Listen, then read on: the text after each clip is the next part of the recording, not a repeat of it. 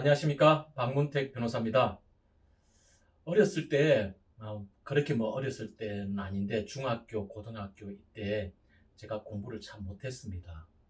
그리고 공부를 못하다 보니까 하기가 싫죠.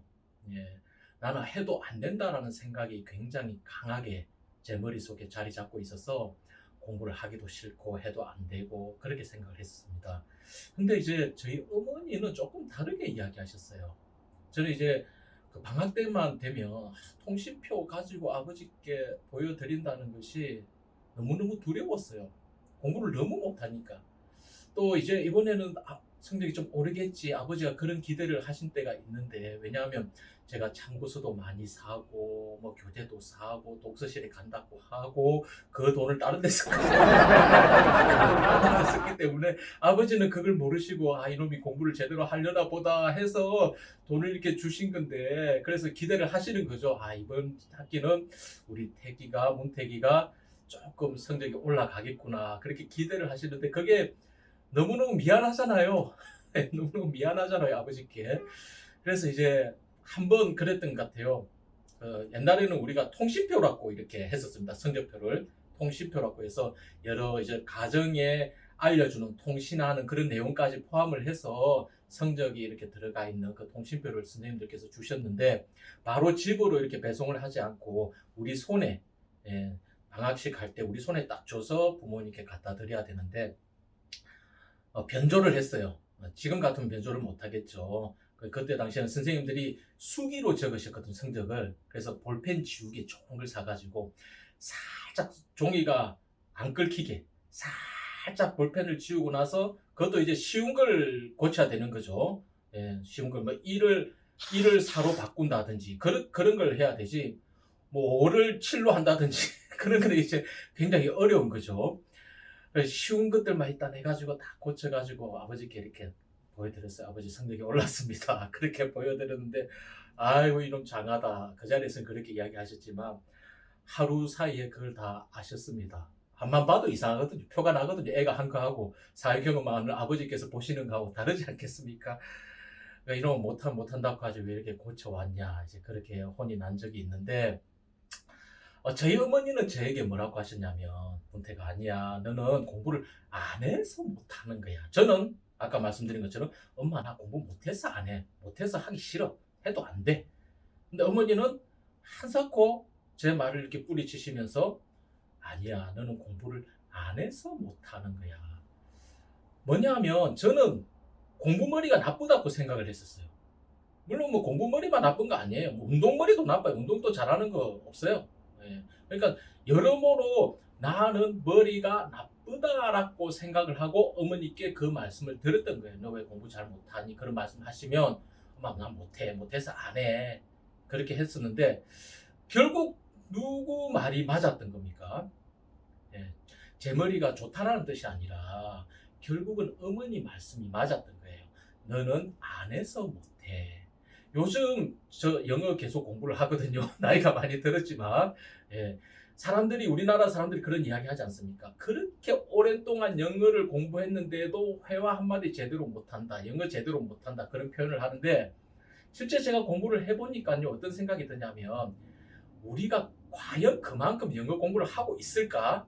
영어에 대한 부담은 엄청난데, 부담감은 엄청나게 많이 느끼고 장기간 동안 영어 잘해야 되는데 이 생각을 하지만, 실제 영어를 공부하고 또 영어를 생활화하기 위해서 노력하는 비중을 보면 그렇게 높지 않다는 생각이 들어요. 그러면 영어도 결국은 못해서 안 하는 것이 아니라 안 하기 때문에 못하는 게 아닌가, 그런 생각을 이렇게 자주 합니다. 오늘 주제는 뭐냐면, 우리가 과연 머리가 나빠서 공부를 못하는 것일까? 물론 이 영상을 보면서 그런 생각을 하시는 분들이 계시기도 하고 안 계시기도 하겠지만, 공부가 잘 안 될 때 우리가 하는 생각이, 나는 머리가 나빠, 나는 공부머리가 없어, 그런 생각을 하시는 경우들이 종종 있습니다. 그건 뭐다? 맞다? 틀리다? 틀려요. 틀려요. 자, 머리는 좋다 안 좋다, 이걸 기준점으로 삼는 것이 아니라, 머리는 중요한 게 뭐냐면 쓰는 거예요. 그죠? 자, 머리가 있고 벤츠 차량이 있다고 합시다. 머리가 있고 벤츠 차량이 있고, 그러면 자, 머리가 나쁘다, 벤츠하고 똑같이 벤츠를 대입을 시켜볼게요. 벤츠가 나쁘다. 아니죠. 말이 성립 안 되죠. 머리가 나쁘다는 성립되는 것 같은데 여기에 벤츠를 넣어보면 성립이 안 돼요. 말이. 자, 그러면 다시 바꿔볼게요. 머리를 안 쓴다. 벤츠를 안 쓴다. 돈을 뼈 빠지게 벌어가지고 모았어요. 벤츠를 샀어요. 몰 줄을 모르네. 예, 그럼 벤츠가 나쁜 거예요. 내가 벤츠를 안 쓰는 거예요. 벤츠를 안 쓰는 거예요. 벤츠가 나쁜 게 아니에요. 우리 머리가 나쁜 게 아니라 머리를 제대로 안 쓰고 있어서 그런 거예요. 머리를 제대로 안 쓰고 있었어. 자, 머리를 써야 되는 거예요. 그죠? 뒤에 이제 벽이 있는데, 자, 여러분들이 머리를 어떻게 쓰느냐면 제가 한 가지 예를 들어 드릴게요. 예. 뒤에 벽에 못을 박아야 돼요. 못을 박아야 돼요. 그러면, 자, 머리를 쓴다라고 할 때, 자, 머리로 못을 막 이렇게 박는 겁니까? 그렇게 해야 머리를 쓰는 겁니까? 예. 야, 너 벽에 못 박을 때 머리를 좀 써. 저희 아버지가 저한테 자주 하셨던 말씀이에요. 제가 워낙 이 손이 이 실력이 없어요. 뭐 없어요. 하여튼 섬세하지도 않고 할 수 있는 게 별로 없는데, 예. 못을 벽에 박을 때 머리를 쓴다고 하면 머리로 박는 게 아니에요. 그죠? 머리를 박는 게 아니에요. 이건 머리를 쓰는 게 아니죠. 자, 머리는 이때 뭘 해야 됩니까? 여러분들이 공부를 해야 할 때 머리가 하는 역할. 제가 방금 예를 들인 못을 머리로 박는다. 이게 뭐가 같냐면 모든 것의 암기를 머리로 하려고 하는 것과 똑같은 거예요. 머릿속에 모든 것들을 집어넣어서 그것도 한두 가지가 아니잖아요. 그 양들이. 그걸 다 집어넣을 수 있다고 생각하는 것과 못을 머리로 박을 수 있다라고 생각하는 것이 똑같은 거예요. 박아봐요. 박아지는지. 예. 안 박아져요. 물론 작은 얇은 못은 그죠? 또 스코보드 그런 데 하면 툭 하면 들어가겠죠. 근데 대못을 콘크리트 벽에 박는다고 생각해 보세요. 예. 생각해 보세요. 그럼 바보도 못 해요. 예. 아무도 그런 것들은 못 한단 말입니다. 그것과 머리를 가지고 모든 것을 이 안에 집어넣어서 암기하려고 하는 것과 이 꼴이다.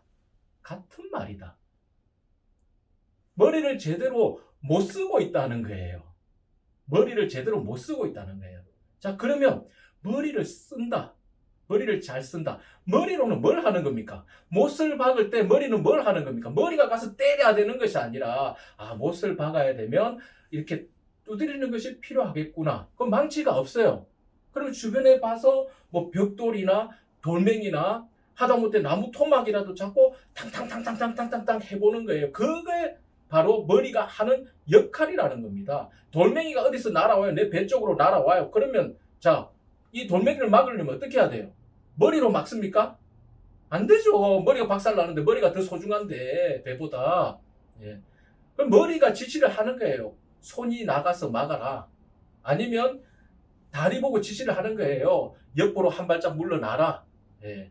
바로 머리가 하는 것은 많은 것을 담는 것이 아니라 선택과 결정을 하는 것이 바로 머리의 역할이라는 겁니다. 공부를 할 때 이 머리를 선택과 결정, 그것에 쓰셔야 되는 겁니다. 우리 신체 많은 부위들이 있지 않습니까? 또 여러분들 손에 많은 책들이 있고 메모지가 있고 노트가 있지 않습니까? 그것들을 어떻게 쓸지 선택을 하고 결정을 하는 것이 바로 머리가 해야 되는 일이라는 거예요.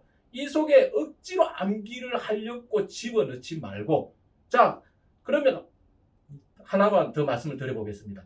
머리로 어떻게 공부를 해야 되느냐? 여러분들 머리를 가지고 생각을 해봐야 됩니다. 그죠? 내가 여러분들이 암기를 이렇게 많이 하려고 해요.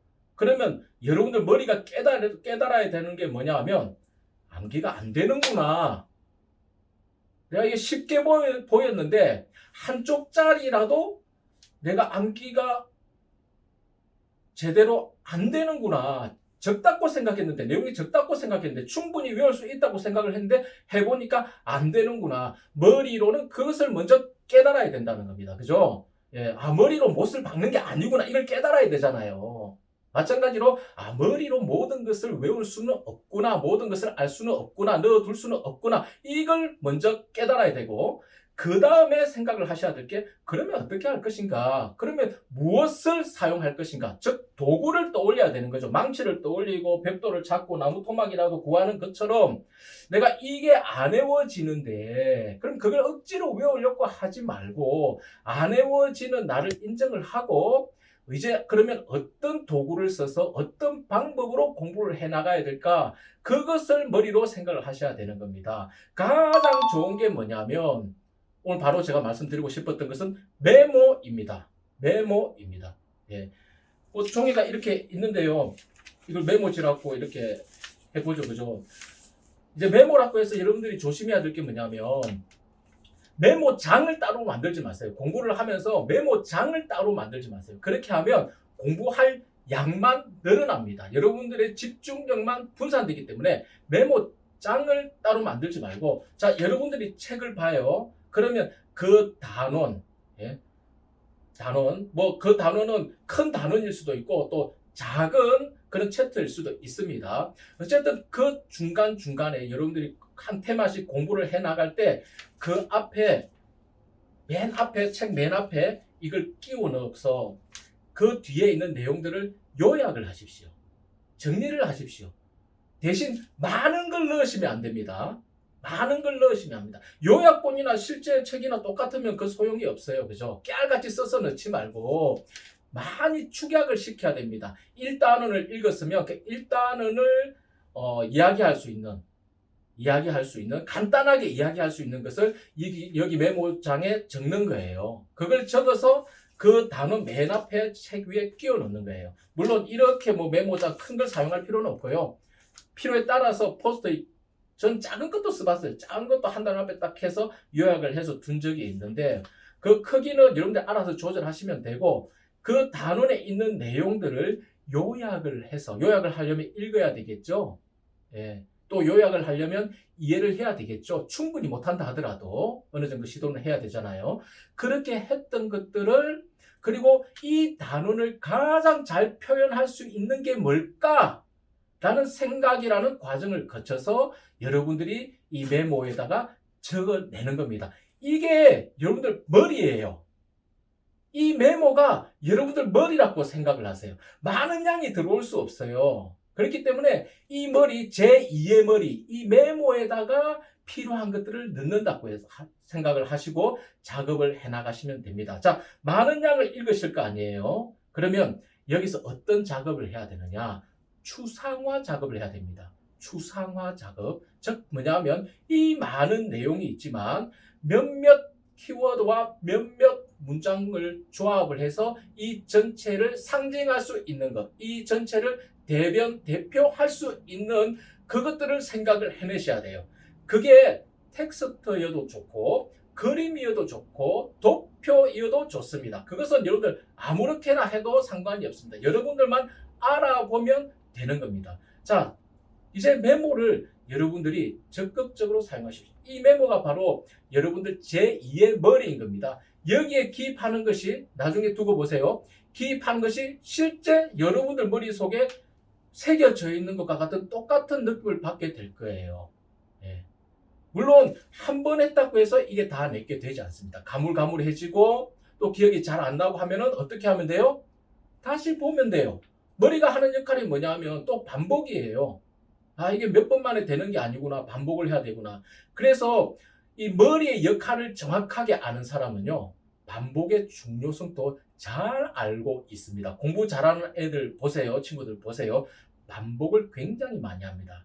왜냐하면 머리의 한계를 알고 있기 때문이고 또 반복이라는 도구, 반복이라는 방법이 공부에 있어서 아주 효과적이라는 것을 알기 때문에 그런 겁니다. 자, 머리를 쓰는 겁니다. 머리는 좋고 나쁘고 지금 이 영상을 보시는 분들 중에는 머리가 나쁜 분들 안 계세요. 이 세상에 머리가 나쁜 사람은 없어요. 머리를 안 써서 그런 겁니다. 이제 머리를 제대로 쓰자는 거죠. 도구를 생각해내고 이 머리를 대신할 것들을 떠올리면서 그것을 여러분들 머리라 생각을 하시고 아, 내 머리에 기록한다 생각을 하고 요약을 하고 중요한 걸 표시를 하고 그렇게 해나가시면 되겠습니다. 오늘 강의 여기까지 하도록 하겠습니다. 감사합니다.